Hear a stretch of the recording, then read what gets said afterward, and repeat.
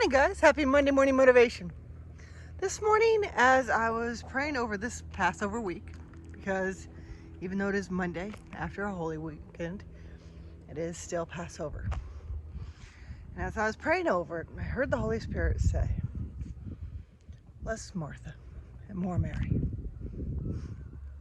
And I meditated on that phrase, less Martha, more Mary. And I know that the obvious is that refers to working less and listening more. But I also thought about how the disciples behaved on this week. See, not all of them got the news that Sunday morning that Jesus had been risen from the dead. Some of them, like Thomas, were waiting behind closed doors.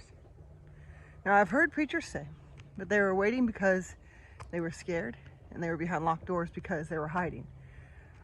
But as I was praying over that this morning, it occurred to me that they were in prayer, in seclusion, because of the timing, because it was the Holy Week of Passover.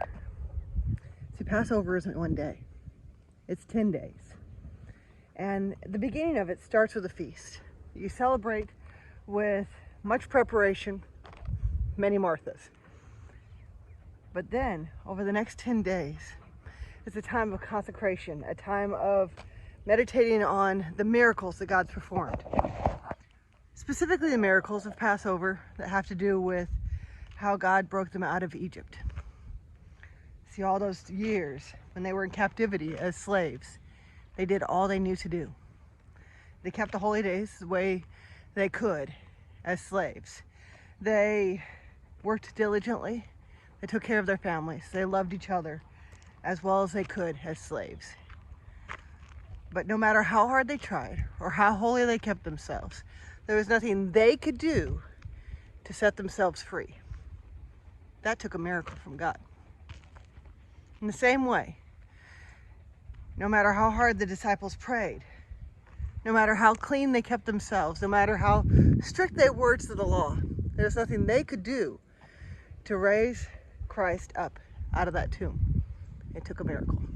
And in the same way, this Holy Week, I want to remind you that although you have done all that you could do to stand, although you have done your prayer time, you have studied the scriptures, you've loved your family and your friends, and you've been kind to the poor and the needy, although you have done everything that you could do to obey God, it still takes a miracle for that breakthrough to happen.